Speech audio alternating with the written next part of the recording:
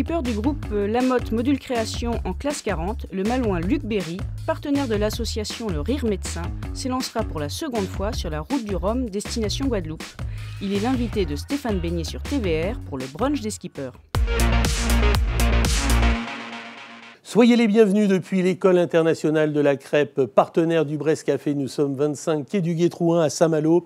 Autrement dit, face vraiment à cet univers qui va accueillir l'ensemble des 138 bateaux de cette flotte. Et nous sommes très heureux, Luc Berry, de vous accueillir. Lamotte Module Création, vous êtes en classe 40. Vous allez, comme on vient de l'entendre, vous élancer pour une deuxième participation.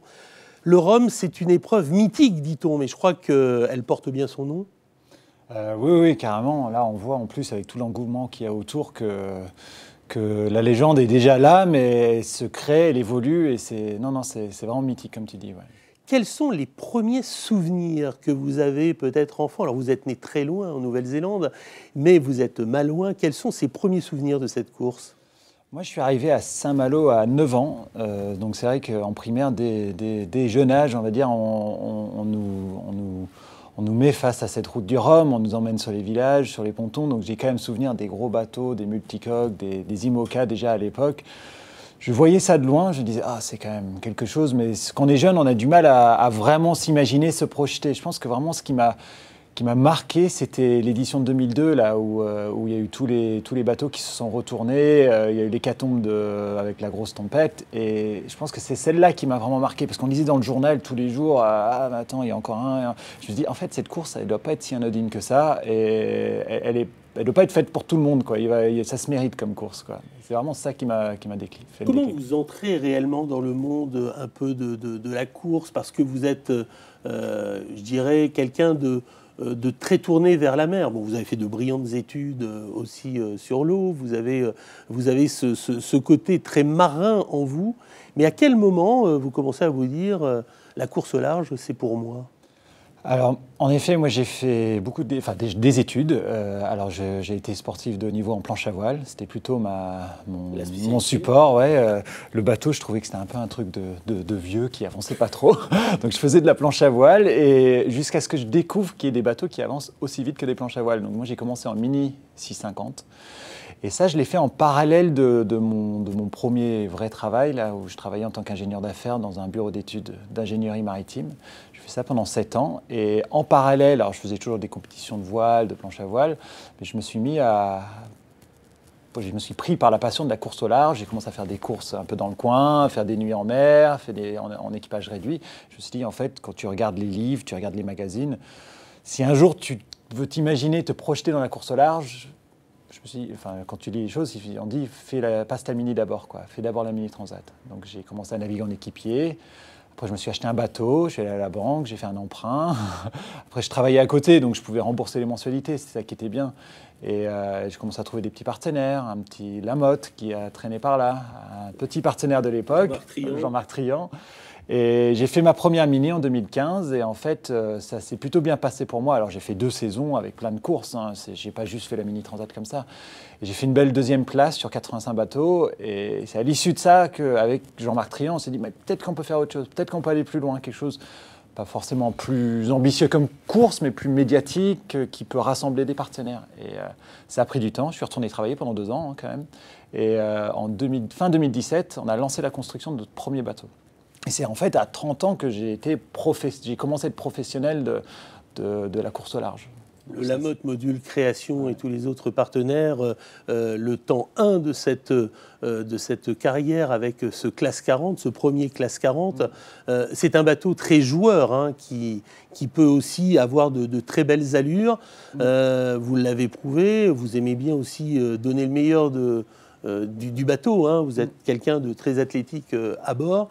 Le deuxième bateau vient de sortir, oui. Et d'ailleurs, Philippe Joubin, qui est un grand spécialiste de la question voile au groupe Ouest France, a une question à vous poser avec ce nouveau bateau. Écoutez-le. Luc, vous appareillez sur un des derniers Classe 40 qui a été mis à l'eau le 1er juin, si je ne m'abuse. Est-ce que vous avez eu le temps de mener à bien la préparation que vous vouliez ? Alors c'est une très bonne question. Nous on a mis notre bateau à l'eau le 1er juin. Initialement il devait être mis à l'eau plutôt le 1er mai. Donc bon, avec le contexte mondial, on avait pris un petit retard, le petit mois, le petit hors-taxe TTC là qu'on a pris avec le délai du chantier. Après, c'est sûr, plus on attend, mieux on se prépare. Mais là j'ai la chance, comme tu l'as très bien dit, c'est notre deuxième bateau, d'avoir quand même 4 années de classe 40 derrière moi, avec un bateau qu'on avait mis à l'eau l'année de la Route du Rhum 2018. Donc on a pu rattraper le temps perdu en termes de préparation. Après, c'est un nouveau bateau, c'est un SCO, il y a des petits réglages et c'est sûr qu'on... Quelques petites semaines de plus auraient été bienvenues, mais on est franchement dans un bon timing. Voilà, pour résumer, on est dans un bon timing. Je pense que c'est bon. Alors c'est un classe 40 nouvelle génération, avec surtout l'avant qui est rien à voir avec les anciens qui étaient beaucoup plus pointus. C'est un bateau qui mouille beaucoup moins, avec un mât c'est assez spectaculaire, qui est très mis vers l'arrière de l'assiette du bateau. Ouais, c'est un bateau qu'on a conçu. Alors le bateau, la construction a commencé le 1er janvier, mais nous, ça fait déjà depuis le mois d'août dernier qu'on penche sur les dessins, sur la construction, sur la forme, sur les études hydrodynamiques. Donc comme j'avais dit avant, mon précédent boulot consistait à faire des calculs hydrodynamiques d'optimisation de performance des bateaux. J'ai mis mes anciens collègues sur le dossier pour optimiser la forme du bateau. Donc on était très tôt dans la conception. Là, celui-là, il répond à toutes les attentes de ce qu'on avait imaginé. Je suis très content de son attitude.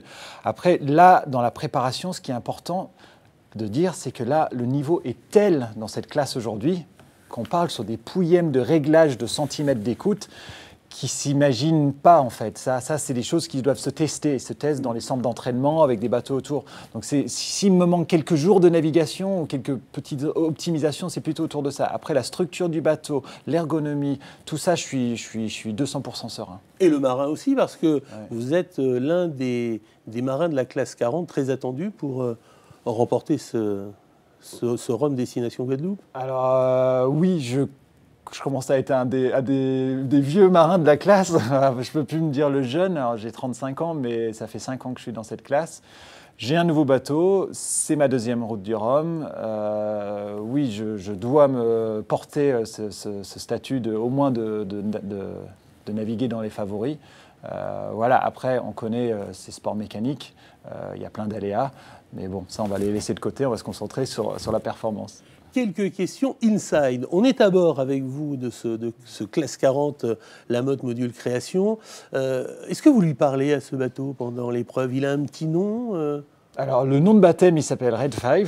Red 5, c'est pourquoi? Je ne sais pas s'il y a des fans de Star Wars, mais moi, je m'appelle Luke. Luke Skywalker, il a son vaisseau spatial amiral, s'appelle Red 5. Et c'est comme ça qu'on avait trouvé ce nom. C'est vrai qu'il fait très futuriste, ce bateau. Et il vole comme un vaisseau spatial. Donc, il s'appelle Red 5. Après, oui, on se parle un petit peu. Alors ça, faut faire attention quand on commence à parler à son bateau. C'est pas forcément bon signe non plus. Il est peut-être temps d'aller se coucher.